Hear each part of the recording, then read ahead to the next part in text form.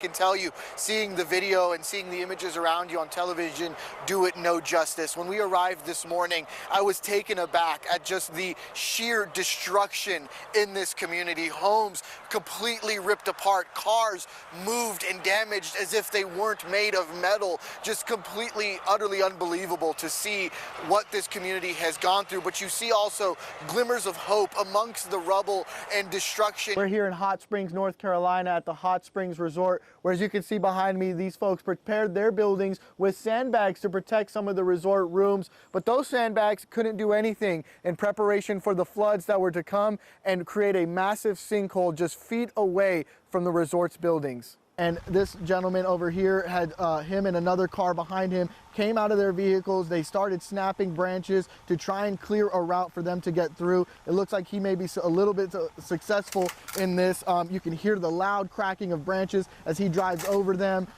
potentially causing some damage to his car. But, you know, he made it through, and I think he's going to continue on with his day. Jeremy Hacker and his wife live more than 20 miles away in Manchester, Kentucky. Saturday morning, they awoke and were cleaning tornado debris, insulation, things like that ended up in their yard. In doing that, they found an item that they can only describe as irreplaceable and priceless. The journey to return that item to the family from which it originated here in the Sunshine Hills community, Jeremy described as fate.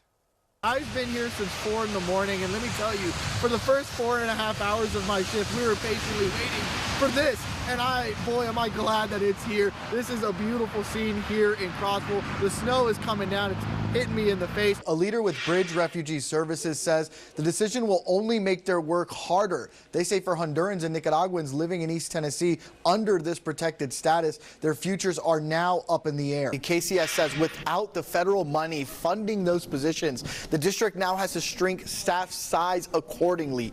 The eliminated positions include people who facilitated regional content for multiple subjects, including math and social studies. Shay Richard Purvis is a fifth-generation military veteran. In his dream retirement home on the shores of Watts Bar Lake, he had collections of cherished heirlooms and memories spanning back centuries, most of which were destroyed when a fire overtook the home.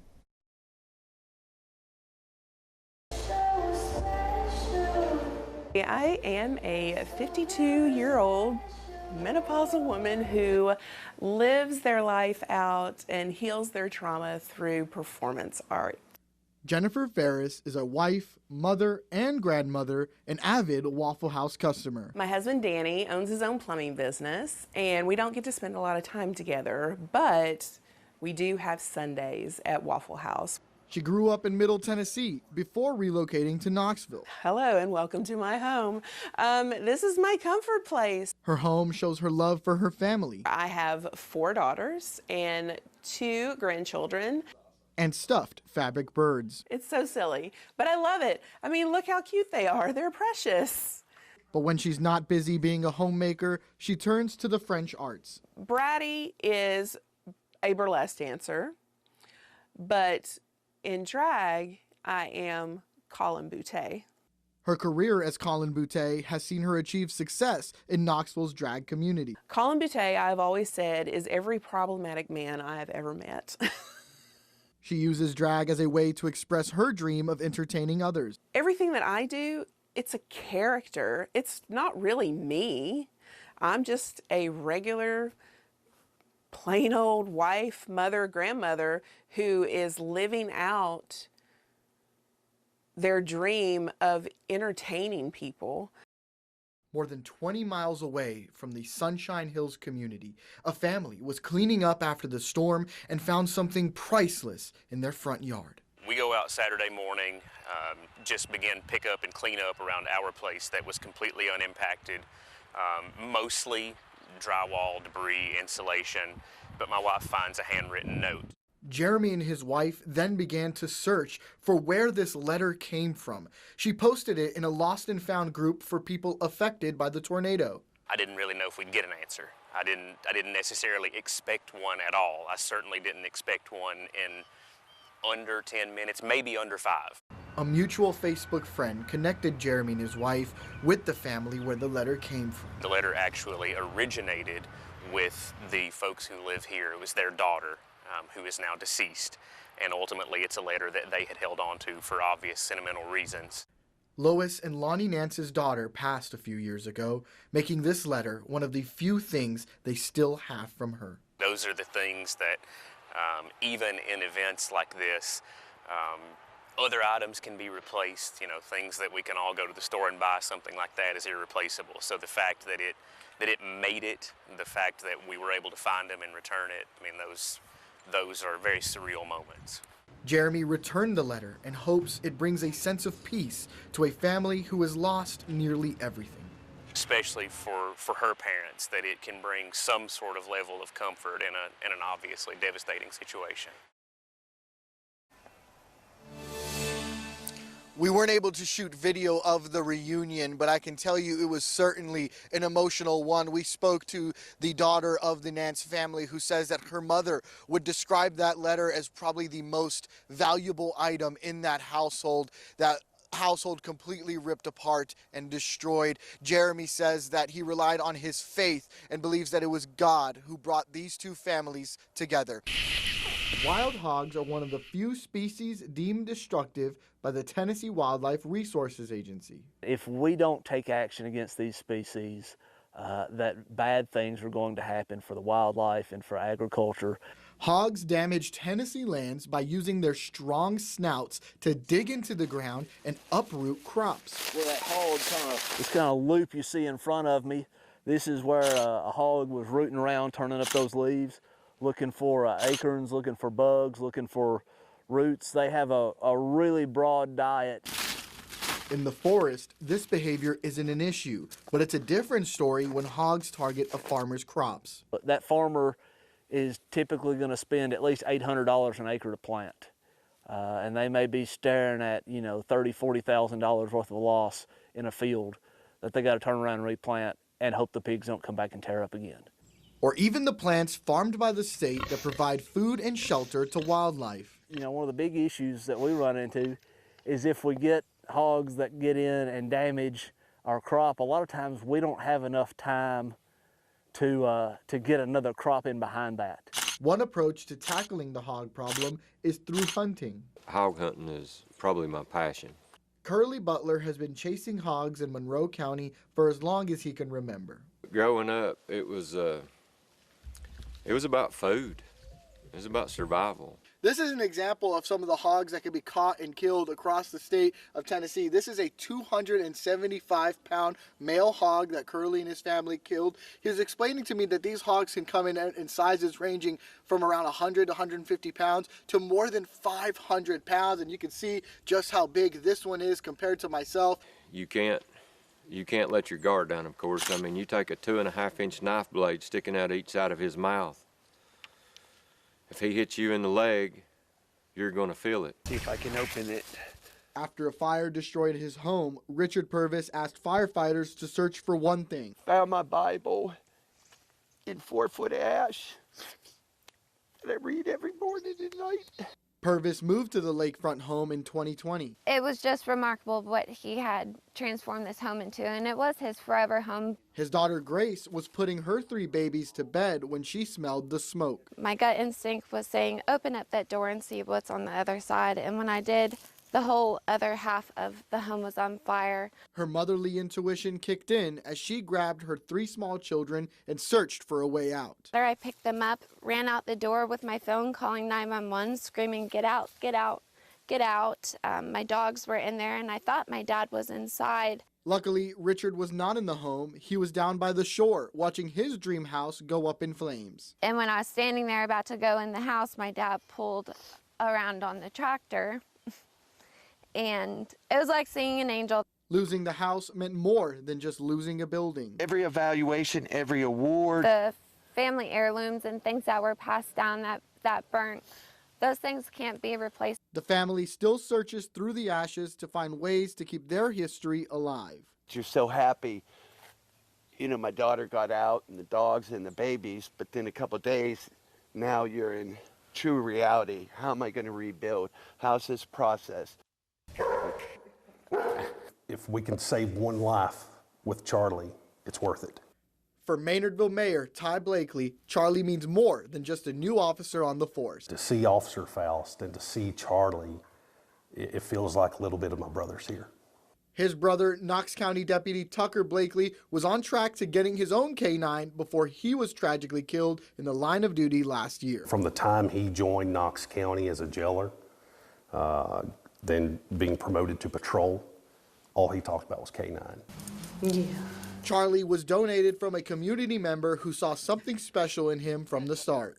It was selfish of me to want to keep him at my house for, just my personal dog, when I know that he could do really good things for this community.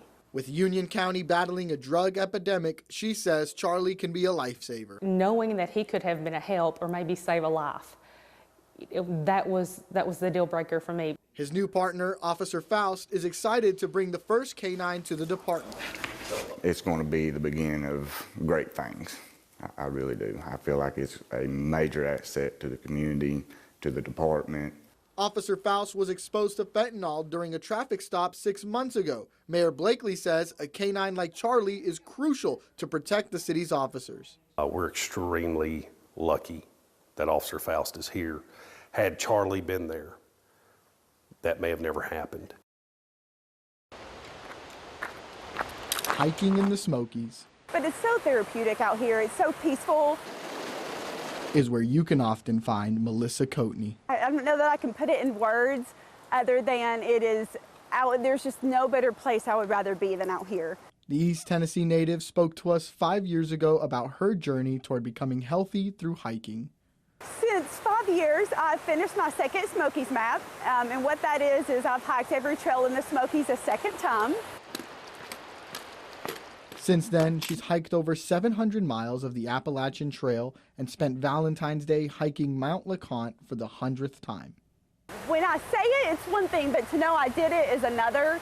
Her accomplishments a result of years of dedication. I know other people have hiked much bigger things than I have, and a lot of other people have lost weight too.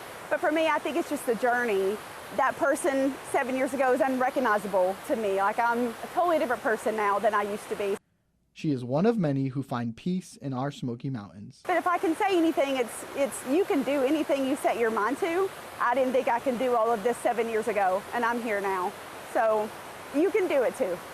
And in her days spent exploring, she even ran into one of our own, anchor John Becker. Reporting in the Great Smoky Mountains National Park, I'm Aaron Velasquez. Onward and upward! Right now, Aaron and I are using the golf cart to explore because Aspire Park has 370 acres. So we quickly found that there is a lot to see and do here, and we needed a golf cart. Yeah, and we got to keep our eyes on the road as we head around this park, heading to our next location of the playgrounds, pump track, and so much more. I'm excited to check it all out. I love the smell of flowers. You can come enjoy the wildflower meadow where Aaron and I are now. It is 22 different species of flowers that bloom here, and you have 3/4 of a mile of walking path where you can come enjoy a little bit of peace and quiet. Right behind us, you can see the boat launch. So this is perfect if you're looking for a way to stay cool in the hot summer sun. Yeah, we already saw folks taking their kayaks, their paddle boards out, and it's also really awesome because they have lockers provided so you can keep all of your materials safe that you don't want to risk getting wet in the beautiful Clinch River. And here you can see that river behind us. Looks like a great day for a swim. We are headed to our next location right now. We're off to see the pump track. The pump track, the playground, and so much more. Now we're taking you to the place that's probably going to be my favorite part of the park. It's always going to be the pump track where I can practice some of my skateboarding skills. Woo! And break a sweat. Super fun place for all you action sports enthusiasts. Aaron just got done playing at the playground. Aaron, how was it? It's awesome. I mean, the kids are great. The parents are even more fantastic. Everything you could ask for of an awesome jungle gym. The slide is massive. They've got zip lines. They've got your swings, ropes, so much activity. And what's so cool is everything is color-coded by age. So depending on your age or the age of your kids, you can figure out which playground equipment is safest for them. I think I need to find the one meant for 25-year-old men.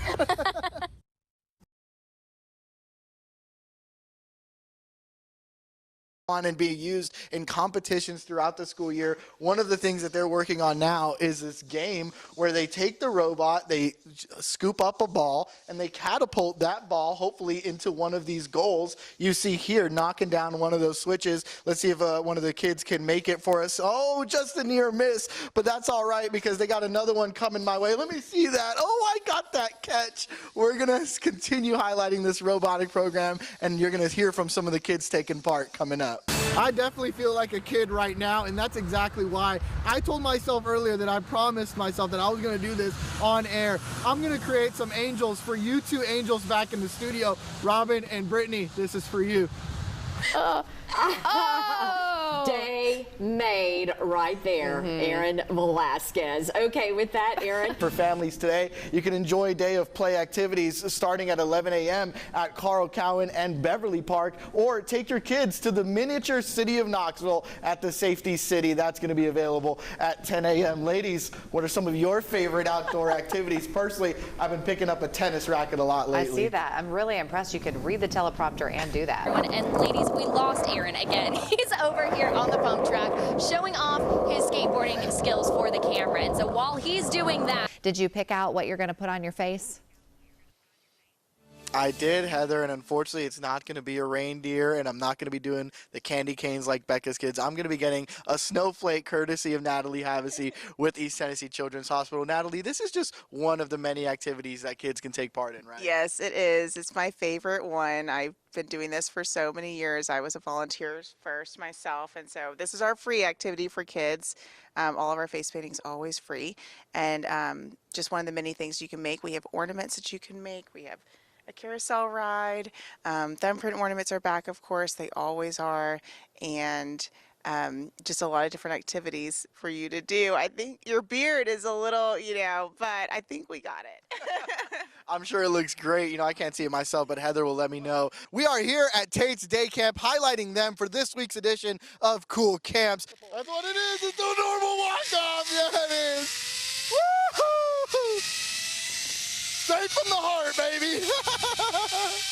Well, I am ready to get my Katniss Everdeen on. They learn how to win, they learn how to lose. Sometimes you hit the bullseye and then the next round is completely off. You can improve more and more. You can never be better. You can always be better. Yeah. And she hit it and I missed. That tells you everything. These spiders that they're making, because it is Halloween in July week. Tell me about your favorite thing about your spider.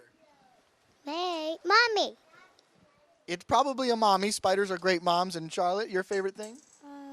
Sister. It is a sister. Two, one. Straight from the heart. Woo! Woo! My butt. It has been a fun, awesome morning here at Tate's Day Camp. Kids, we've had such an amazing time hanging out with you. What do you want to say to everybody back at home?